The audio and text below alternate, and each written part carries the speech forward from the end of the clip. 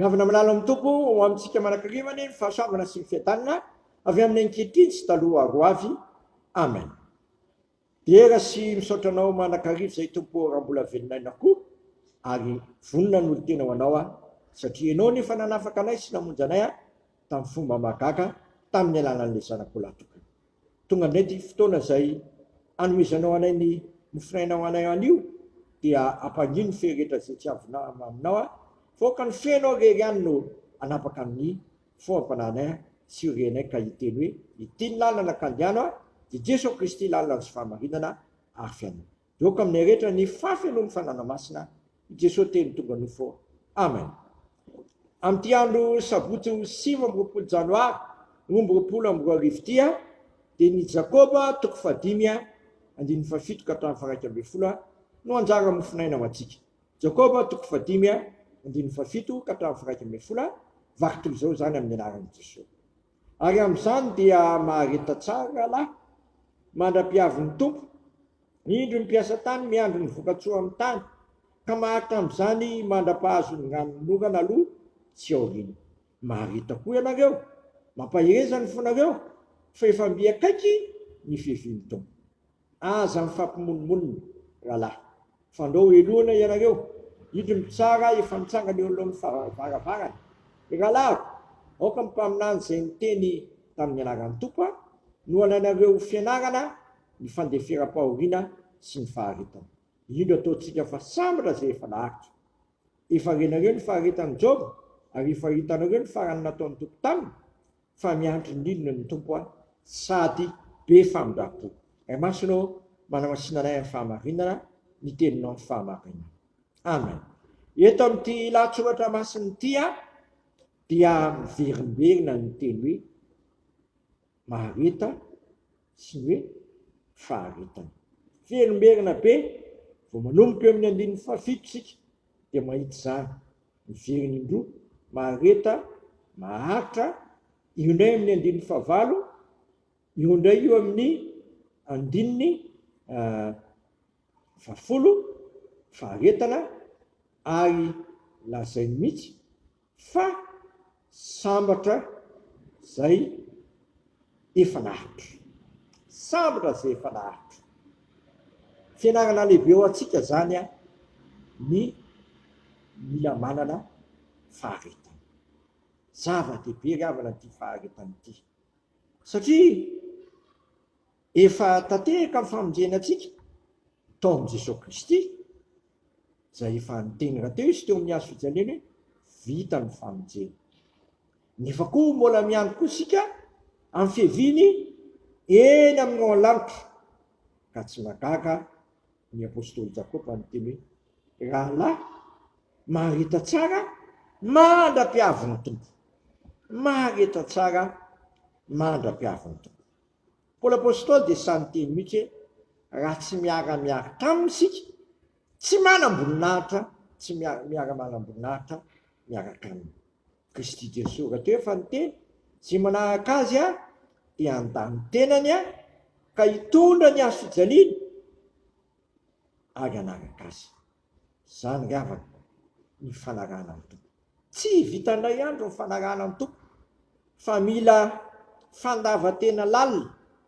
Ary tsy izany ihany, mila fahafoizana amin'ny lafiny rehetra satria Jesosy efa niteny hoe niza nafoy ka nanaraka azy dia anday mivalopy lehibe ao aminy.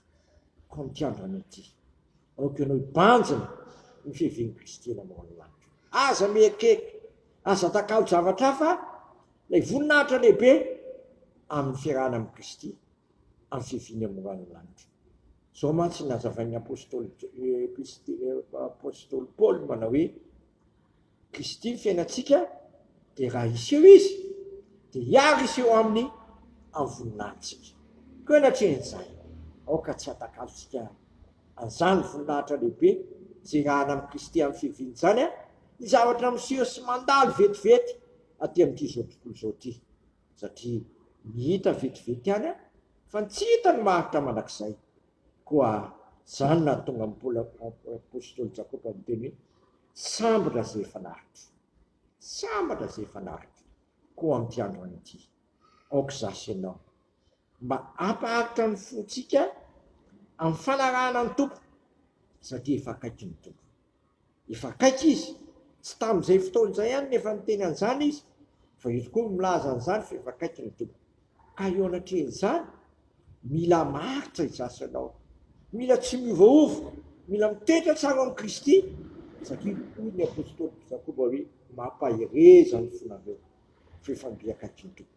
Ny fontsika mantsy mora tohana, mora taitra, ny amin'ny toe-javatra miseho sy tranga hita amin'ity zao tontolo izao ity. Ny boky fahendrena dia miteny hoe ny kely dia miteny hoe anaka atolory ny fonao. Atolory amin'ny tompo ny fontsika. Izy manana efitra-heverina antsika, tsy hatonga aloha zany fa fiadanana. Amboara ho any izay zavatra tsy zakanao fa izy raha teo koa Andriamanitra mpihainy vavaka koa isika rehetra zay miaritra ny mafy, hiara-ny toe-javatra maro samihafa, ina amin'izao vanim-potoana izao aza miekirika foana voaka hibanjana ny Jesosy Kristy, ny tompony sy finoantsika tsy mpannefa azy sy naharitra ny mafy, izy nefa dia nivoaka mpandresy tamin'izany faharetana izany. Ka tsy mahagaga ny apôstôly Jakoba hoe sambatra izay efa naharitra. Ko amin'ity androany koa ty mba tongasy ahatonganao sambatra, miteza zasy ianao haharitra manana faharetana manam-piavin'ny tompo fa kanamiza moa zasy ianao amin'ny Kristy Jesosy no ananantsika fiainana dia fiainana mandrakizay. Amen. Tega sy misaotra anao zay raha io fa misy zany teny zany mampahery ny fonay, tsy mampiekeka anay ary mahatonga anay banjana manakariva ilay voninahitra lehibe izay rahana aminao amin'ny fifinao eny amin'ny lanitra. Koak'izay tsy anakalo zany voninahitra lehibe izay rahanay aminao zany amin'ny fivinao eny amin'ny lanitra fa hibanjana anao manakariva ary anambara aminao izay rehetra ila tsy zakanay sy ila tsy tatinay ambara-piavinao fa ianao no mahay mampionony anay, mampahery anay ary mampandresy anay amin'ny alalan'ny fananao masina.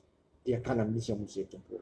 Fampaharetra izay amin'ny fanarana anao fa ianao no efa nandesy ny zavatra rehetra dia taovy mandesy koa izay miaraka aminao ray zanaka fanamasina. Raha anay indray manonona ilay vavaka nampianarinao manao hoe ranay izay no lanitra, masina ny anaranao, mitonga ny fanjakanao, atao any sitraponao ity atany tahaka ny lanitra. Minay niny anina sahazo anay ary mamela ny helokay tahaka namelanay izay midika taminay aiza mitondra anay amin'ny fakapanahy fa manafanay amin'ny ratsy anao ny fanjakana sy ny hery ary voninahitra manakizay. Amen. Tanterahan'ny tompo amintsika ny izao tsodrano tononona amin'ny anaray zanaka fanamasina zao raiso amin'ny finoana tsy fanantenana ary fitiavana izany. Ary Andriamanitra ny fahasoavana rehetra izay efa nianatra anareo any amin'ny voninahiny manakizay amin'ny Kristy, rehefa nianatra fahoriana vetivety anareo dia izy no atateraka anareo tsy ampiorina ary ampitoetra tsara ho anareo ao amin'ny Kristy, ao amin'ny ananantsika hery tsy fahaherezana. Ho azy eny amin'ny fanjakana manakizay. Amen. Voninahitra aneo an'Andriamanitra rery ihany amin'ny anaran'ny Ray sy ny Zanaka ary ny fanahy masina. Amen.